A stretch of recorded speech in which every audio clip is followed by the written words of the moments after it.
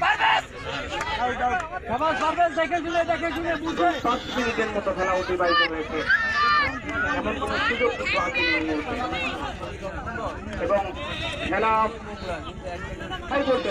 সময় যত বাড়াবে খেলার স্রোত, খেলার গতি ততটা বাড়বে, খেলা ততটা কন্ট্রোলে আসবে।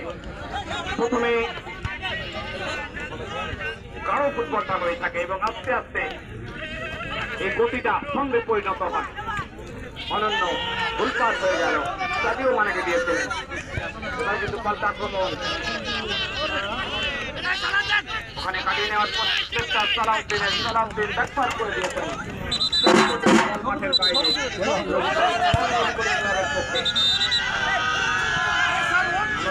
দর্শকের উল্লাস এবং